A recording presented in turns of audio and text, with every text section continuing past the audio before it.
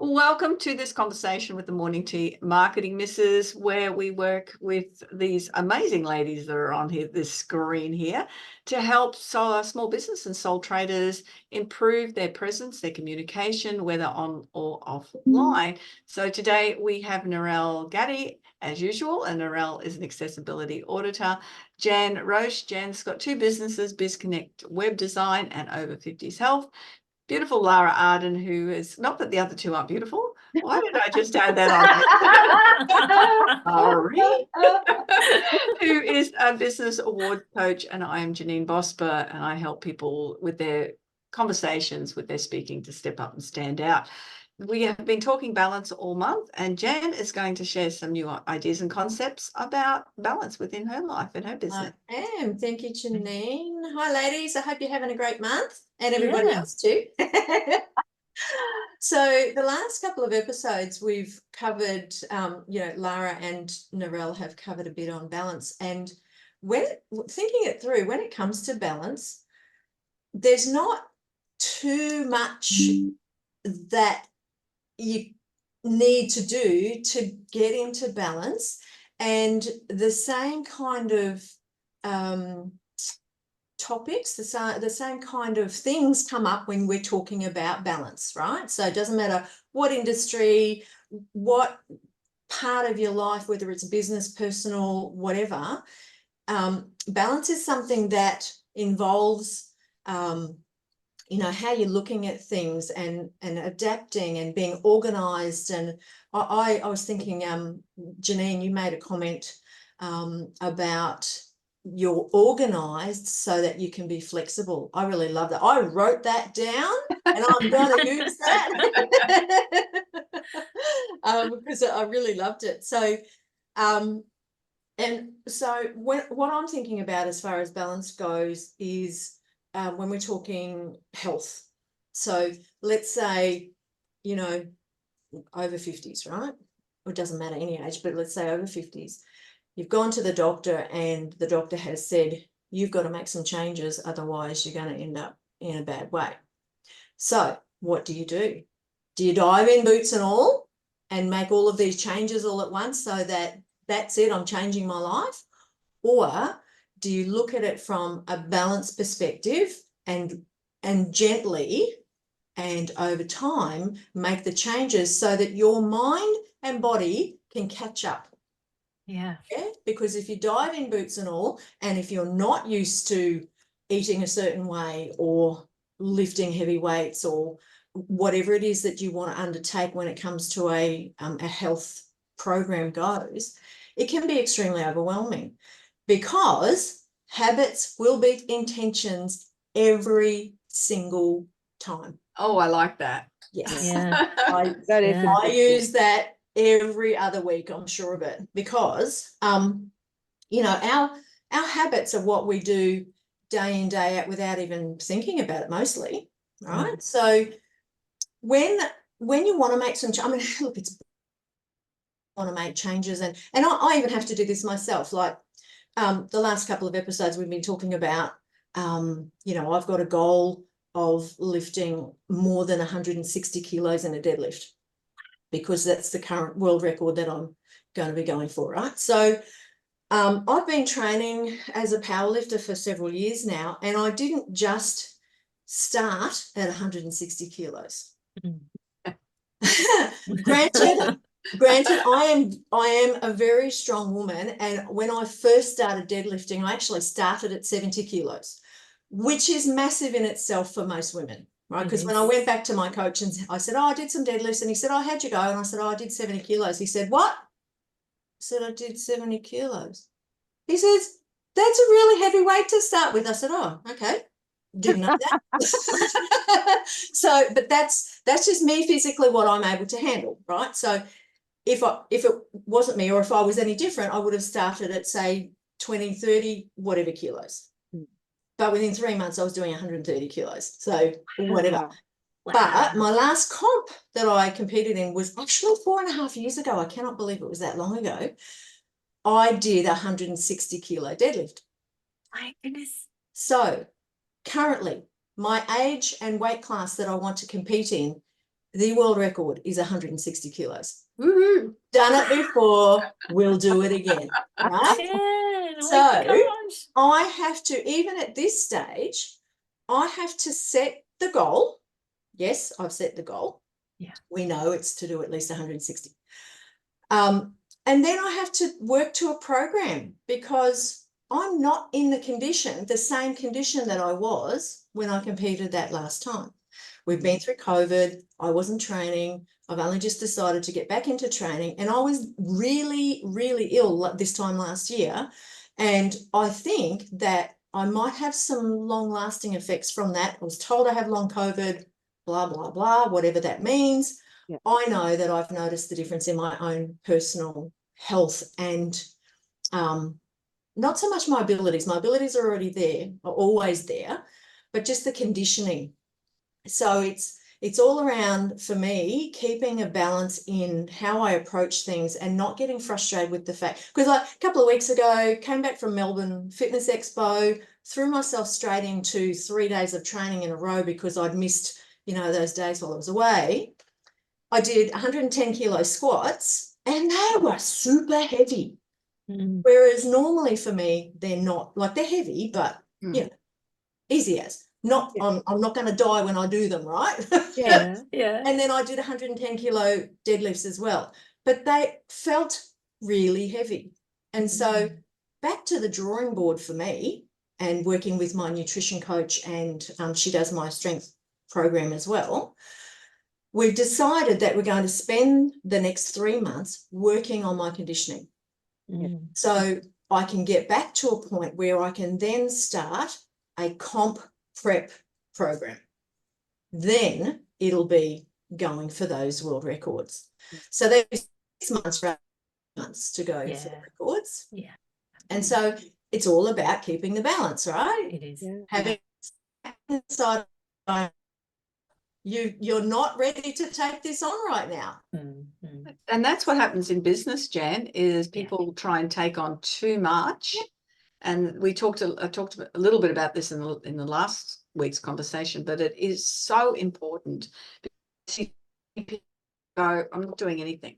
Yeah. Because they've taken on too much. It's been too overwhelming. Yeah. And they just go, I'm not doing it. One of the things I see people do a lot of, I'm not doing videos.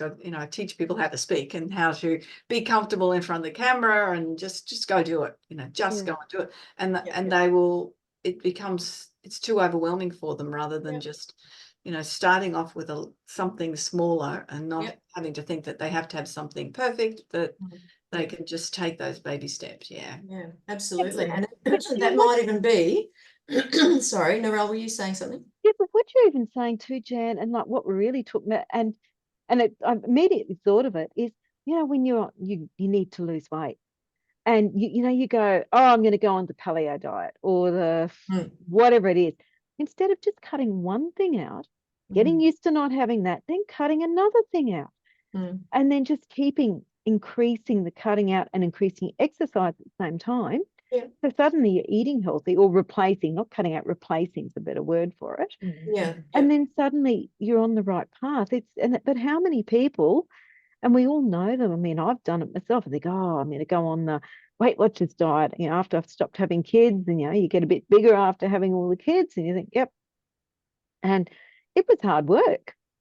Because suddenly you had to change everything at once. And at the same time, you've got all these babies, and you've got housework and cooking and everything else, instead of just doing it sensibly and in a balanced way. It is a lot. I think if we can keep the balance in preparing, right? So if you're prepared, same with Janine talking about being organised, gives the flexibility. So I've got the benefit of working with a nutrition coach. So we together, we have a check-in once a week, which keeps me accountable. And it also gives her the opportunity to say to me, are there any foods that you want to change? So the foods that are on my program are what I want to have on my program. Right? So it's just, we look at calories and the breakdown of the macros in amongst that. So at the moment, because I've been losing weight over the last few months, my weight is smack bang in the middle of the weight class that I'm competing in. So we don't want to lose any more weight. We want to train at the weight that I'm at just to get stronger at this current weight. So that means my food's gone up, right? So over the last couple of weeks, I've gone up another calories. So I'm up to about 2150 calories at the moment. So that over the next couple of weeks could probably go up again. As my training gets heavier and harder, I need more fuel to keep me okay, to keep my body okay.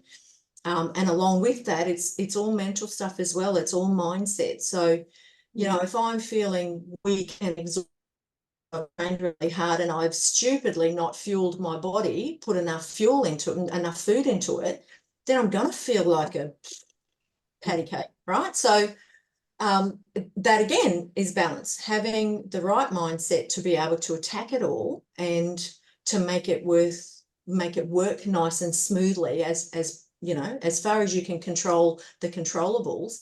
They're the things that help you keep balanced across the whole thing that you're undertaking. That's very much applicable to business as well. Lara, is there anything that you want to add that was, you know, that you popped up for you? Yeah, thank you. So thank you for the that really nice breakdown, Jan, of what it takes to be able to lift those incredible weights, because the same principles apply as well, you know, in business too. And you know, being organized and making sure that we've done our preparations ahead of time as well.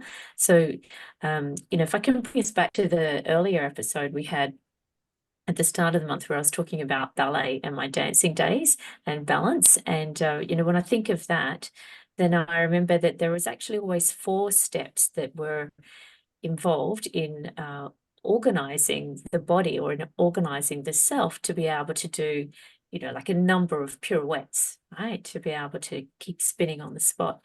And the 4 steps were, interestingly, Narelle, you mentioned it, where we start with the mindset. You know, we've got to have the belief that we can do this, that we can do even just one turn, let alone multiple. So we start with the belief first. Before we even make any moves, it comes from the mindset. And so then the next step was always the inhalation. It was the breath. And if you think of that being like our inspiration, it's like the desire that, yes, I've got this, I can do this. You know, I'm going to go for it. And that was always an extension of the limbs as well, for the inhalation of the breath, you know, and the arms would go out to the side and the leg, and, you know, and the body begins to prepare. And so then after, like, it's like the body, it starts to wind up. So although it's contracting, it's just bringing the limbs in and getting them ready to spin. But we haven't necessarily exhaled yet, because we're still holding ourselves intact, you know. And then comes the lift, and that's when the body moves as one and it rises away from the floor, it elevates, and then it goes into the spinning motion. And there's one thing more, let's call it the 5th step, or the 5th thing that keeps everything in balance and everything in check, and that's our focus or our vision. So if you've ever noticed a dancer, when he or she spins, right, and they're doing multiple turns, you see their face quickly spinning back to the audience again, or to the spot, the place where they're looking, to hold the balance. And that's what's important for got the, you know, the body or the machine or the operations up and running. It's really important that we focus on the vision, because that's what gives the direction, and that's what gives the opportunity for us to keep spinning. And without that, you know, stopping to check and look back at the audience, are we still straight, you know, then that's where we could start to topple and lose our balance again. That is so good. Yeah, I love that analogy. That's just fabulous there. And so much is about breathing. Like what you were just describing there, Lara, you could have been describing a powerlifting lift. Wow, is that right? Absolutely. You know, you've got your focus, you're breathing, like you take a breath before you lift that weight, you hold that breath. And I describe it as stacking, right? So it's ribs to hips. So rib cage down, belt buckle up. So tilt your hips up, right? And you're creating a drum in that belly of yours, and you breathe into your belly. So I say to my clients when I'm working with them, you're breathing in power. Hold that power in for the entire move, for the entire lift, and let it out when you finish that lift. Yeah. So, to one spot on the floor. There you go. Yeah. How about that? So it's just amazing, and everything just comes back to keeping that focus. I get goosebumps. I just got goosebumps when talking about this because what you were describing, I'm thinking that's exactly what I do when I'm lifting. And it's a very good analogy for business as well. And I love that. Breathe in the power. And that's something that maybe, you know, with business is stop and focus and just you do have to keep it focused. If you lose sight of your focus, you're kind of all over the place. Now, I work with a business coach. His name is Steve Wanma, and he is amazing. And this is what I walked away with from. Oh, can you read? Can't see it. No. Hold it right in front of your body. In front of my body. There we go. That's better.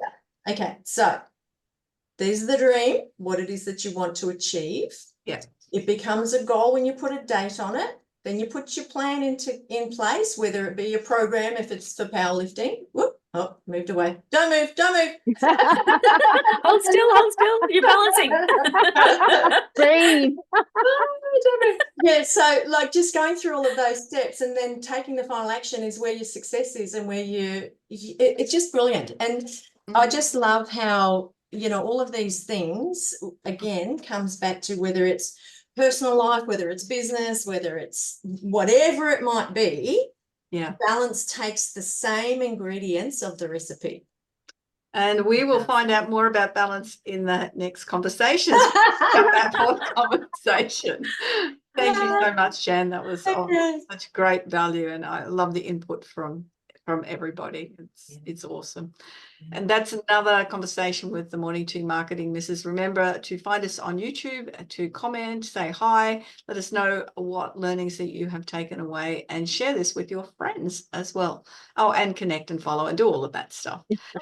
Join us next week for the next conversation with the Morning Tea Marketing Missus. Bye-bye. Bye.